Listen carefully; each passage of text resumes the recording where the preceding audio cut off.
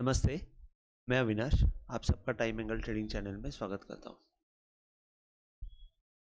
आज के दिन में 4 स्टेट का रिजल्ट आया।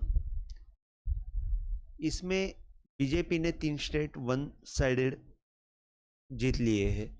तो इसका मार्केट के ऊपर बहुत अच्छा इफेक्ट आने वाला है, क्योंकि निफ्टी बैंक में एक नया बाय ट्रिगर जनरेट होने वाला है। और सेकेंड थिंग, निफ्टी में ऑलरेडी बाय ट्रिगर जनरेट हुआ था और मैंने जैसे कि कहा था कि 20,500 का एक टारगेट रहेगा, जो 20,500 कल के सेशन में आ जाएगा। और 45,000 का मैंने टारगेट दिया था, वो ऑलरेडी बैंक निफ्टी ने अचीव किया था। अब आगे का जो बैंक निफ्टी का टारगेट है वो ये बाय ट्रिगर 45,000 के ऊपर नया बाय ट्रिगर होने वाला है, और उसके ऊपर हमको आगे के टारगेट मिलेंगे। अभी जैसे कि बैंक निफ्टी में अगर हम लोग ये 30 मिनट का चार्ट डाला हुआ है, थोड़ा सा बड़ा चार्ट चाहिए। ये हाई और ये लो का, जैसे ये मैंने यहाँ पे बताया था कि यहाँ से 1.25 का लेवल टूटा और यहाँ से ऊपर आने के बाद यहाँ पे एक बाय का सिग्नल दिया था, दैट इज अराउंड 43,600 के आसपास। और यहाँ से बाय सिग्नल जब जनरेट करके ऊपर की तरफ जाके ये नीचे आया था, तो मैंने यही बोला था कि यहाँ पे हमको एक्यूमुलेट करना चाहिए। और कोई भी हाल में, जैसे कि अगर ये एक सेकेंड, ये लेवल जो यहाँ पे ये बॉटम जो बना था, कोई भी हाल में ये बॉटम टूटना नहीं चाहिए करके मैंने ये स्टेटमेंट दिया था कि जब तक ये बॉटम टूटता नहीं तब तक हमको एक अच्छा 45,000 तक का टारगेट मिल जाएगा। और उस हिसाब से हमको टारगेट भी मिल गया। अभी आगे क्या होगा, तो आगे अभी जैसे कि कल अगर मार्केट ऊपर की तरफ ओपन होता है तो कौन से लेवल पे ओपन होगा और कौन से लेवल पे रेजिस्टेंस आएगा, ये सबसे बड़ा सवाल है।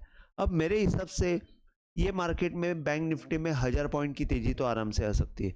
अब जैसे कि मार्केट है अराउंड 44,800 के आसपास है, तो मेरे हिसाब से 46,000 के आसपास मार्केट कहीं पे ओपन होना चाहिए, जो या 45,800 के आसपास। अभी जैसे कि ये यहाँ से हम लोग ये गैन एक्सटेंशन डाला हुआ है, तो यहाँ पे नेक्स्ट लेवल जो है वो 45,692 मतलब 45,700 तक का एक लेवल दिख रहा है। और उसके आगे का टारगेट हमको दिख रहा है 46,390। तो मेरा मानना यह है कि कल के सेशन में हमको 46,390 का लेवल जो है वो दिखेगा। अब वो लेवल दिखने के बाद हमारा एक्शन क्या होगा, तो मेरे ख्याल से यहाँ पे आने के बाद यहाँ पे हम लोग को दूसरा कुछ भी सहारा नहीं रहेगा, कि थोड़ा सा हमको देखते रहना पड़ेगा। जब तक 47,088 ये लेवल अचीव नहीं होती है तब तक मैं सेल के लिए रिकमेंड नहीं करूँगा, क्योंकि यहाँ पे आने के बाद सेल रिकमेंड करना भी डेंजरस है, क्योंकि अगर वन साइड तेजी हो गई तो हमको तकलीफ हो जाएगी। तो सेल के लिए जो लेवल है वो 47,100 के आसपास ही लेवल है, उसके पहले मैं सेल रिकमेंड नहीं करूंगा। तो मेरा नेक्स्ट टारगेट जो रहेगा वो 47,100 का रहेगा बैंक निफ्टी में। और अगर ये यहाँ से नीचे आता है तो मैं बाय ऑन डिक्लाइन ही सजेस्ट करूंगा, 45,700 के आसपास बाय करना चाहिए। और उससे भी ज़्यादा नीचे आता है तो ये this is the best level to buy, अगर 45,000 के आसपास आता है।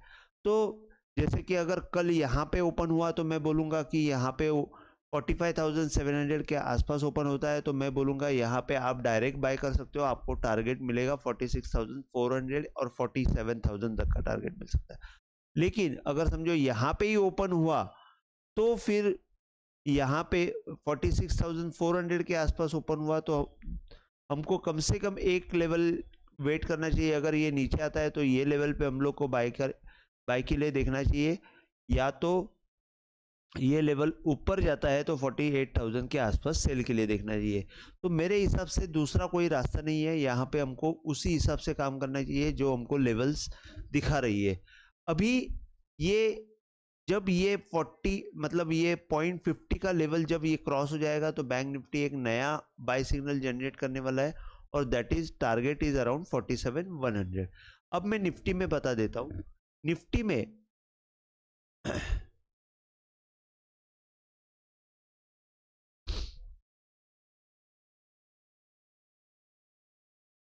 निफ्टी में जैसे कि मैंने पहले ही कहा था कि निफ्टी में ऑलरेडी यहाँ पे ये मैंने जैसे ये डाला हुआ है,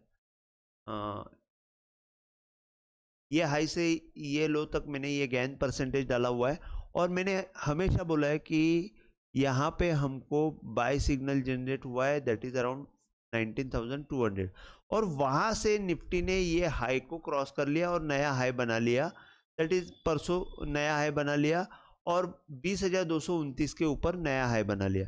अब जैसे ही ये हाई बना लेते हैं नया, तो हमको परसेंटेज का जो हाई लो है वो हमको चेंज करना पड़ता है। अब जैसे कि ये हाई वही रखा और लो को मैंने गेन परसेंटेज शिफ्ट किया। अब ये जब मैं शिफ्ट करता हूं तो हमको नया टारगेट निकल के आता है 20,575।